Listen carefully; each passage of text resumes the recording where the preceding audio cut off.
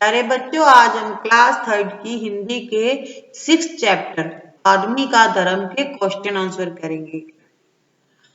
तो question answer करने से पहले आप बच्चों चैप्टर को रीड कर लीजिएगा। तो जब हमने चैप्टर को रीड किया था, हमने बहुत सारे शब्दार्थ किए थे। यहाँ पर कुछ एक ही शब्दार्थ दे रखे हैं, तो आप वहां से बाकी के जो कठिन शब्दार्थ है वो अपनी नोटबुक में नोट कर लीजिएगा और याद कर लीजिएगा। तो सबसे पहले है हमारा अभ्यास कार्य शब्द अर्थ। पहला है बच्चों हमारा शब्द आवश्यकता। इसका अर्थ होता है जरूरत। मुंहफट, अधिक बोलने वाला। साहस, हिम्मत। अनाथ, जिसके माता पिता मर चुके हों। सहज, आसानी से। उच्चारण के लिए कुछ शब्द है जिन्हें हमें बोलना है। ये कठिन शब्द होते हैं, हम हमसे बुलवाए जाते हैं क्लास में।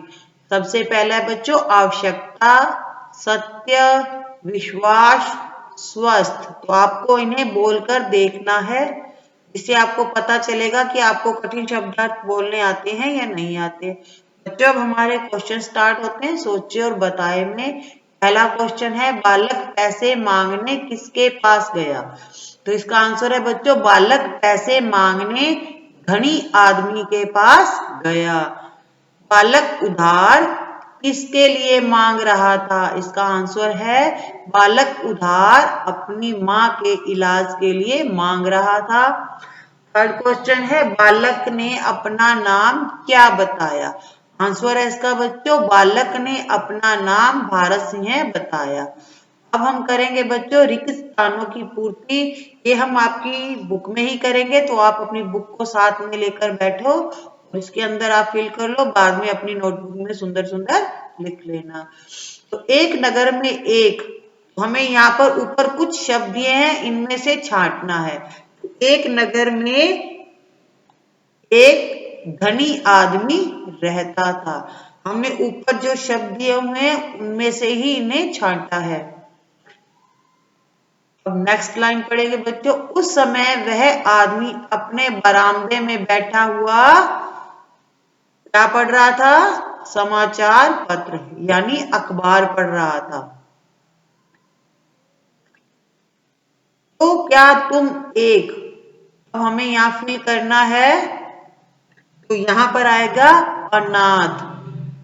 अनाथ का अर्थ होता है बच्चों जिसके माता पिता ना हो। तो क्या तुम एक अनाथ बालक हो। लास्ट है बच्चों हमारा फिलअप। मैं मनुष्य के गुणों को ही मानता हूं, धर्म मानता हूं। यहां पर आएगा धर्म। अगला क्वेश्चन है बच्चों सेकंड। बालक ने ऐसा क्यों कहा कि मेरा कोई धर्म नहीं है। इसका आंसर है बच्चों बालक ने ऐसा इसलिए कहा क्योंकि उस समय वह एक याचक था, अर्थात मांगने वाला। तो मांगने वाले का कोई धर्म नहीं होता। नेक्स्ट क्वेश्चन है बालक को उसके गुरुजी ने क्या सिखाया था। बालक को गुरुजी ने सिखाया था कि मनुष्य के गुण ही उसके धर्म है, जैसे ईमानदारी, सत्य, दया, कर्तव्य पालन। और नेक्स्ट क्वेश्चन है बालक और बाबा यानी धनी आदमी के बीच हुई मुख्य बातों को अपनी भाषा में लिखना है। तो इसका आंसर है धनी आदमी ने बालक से उसकी जाति, धर्म, नाम और पहचान पूछी थी। इस पर बालक ने उत्तर दिया कोई जाति नहीं, कोई धर्म नहीं, नाम भारत और पहचान देश का चिन्ह सिंह बताया। अब नेक्स्ट क्वेश्चन है बच्चों हमारा धनी आदमी ने अंत में क्या कहा। धनी आदमी ने अंत में कहा तुम्हारी बातों से मेरा हृदय प्रेम से भर गया। जाओ अपनी माँ का इलाज कराओ, तुम मेरे पुत्र के समान हो। तो बच्चों ये हमारे क्वेश्चन आंसर है, इनको आप सुंदर सुंदर राइटिंग में अपनी नोटबुक में लिख लेना और याद भी कर लेना। अब हम चलेंगे बच्चों भाषा की बात में यानी व्याकरण में। हमें विलोम शब्द करने हैं। विलोम शब्द का अर्थ होता है बिल्कुल विपरीत अर्थ यानी उल्टा। जैसे धर्म, तो धर्म के आगे हम अ लगा देंगे तो वो हो जाएगा अधर्म। ठीक है, धर्म अधर्म। सनाथ का होता है बच्चों अनाथ। सनाथ का अर्थ होता है जिसके माता पिता होते हैं, और अनाथ का अर्थ होता है जिसके माता पिता नहीं होते। विश्वास, तो अब विश्वास के आगे लगाएंगे बच्चों अ, ये हो जाएगा हमारा अविश्वास। विश्वास का विलोम शब्द होता है अविश्वास। सत्य, सत्य के आगे भी लगाएंगे अ और बन जाएगा हमारा असत्य। सत्य का अर्थ होता है बच्चों सच बोलना, असत्य का अर्थ होता है झूठ बोलना। ये बिल्कुल विपरीत अर्थ होते हैं। स्वस्थ, स्वस्थ का अर्थ है अस्वस्थ।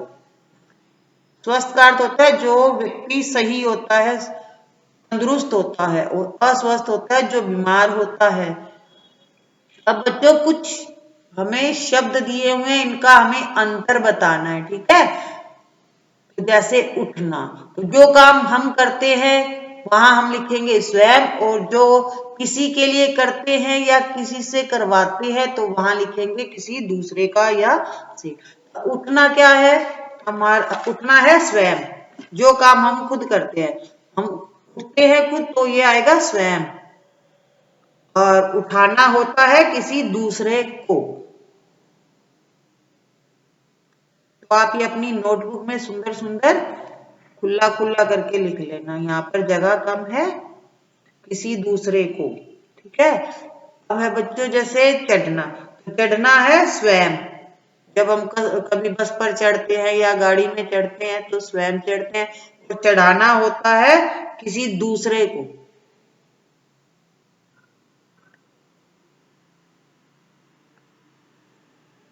अब है करना, तो करना है बच्चों स्वयं, और करवाना है किसी दूसरे से।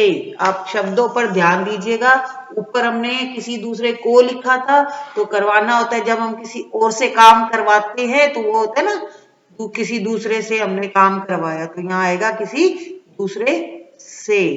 अब चलना है बच्चों स्वयं, ठीक है, और चलाना होता है किसी दूसरे को,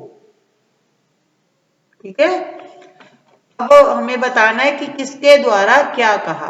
तो बालक ने क्या क्या कहा था और बाबा ने क्या कहा था, वो हम यहाँ सारणी में लिखेंगे। तो पहला बालक ने कहा था, मुझे 5 रुपए दे दो बाबा। मुझे 5 रुपए दे दो बाबा। अब बाबा ने क्या कहा था, बाबा ने कहा था इतने रुपए। बाबा ने उससे प्रश्न किया था, तो हम यहाँ पे क्वेश्चन मार्क लगाएंगे, यानी प्रश्न चिन्ह लगाएंगे, इतने रुपए। तो बच्चे ने कहा था, हाँ बाबा, बीमार माँ के लिए दवा खरीदनी है। हाँ बाबा, बीमार माँ के लिए दवा खरीदनी है।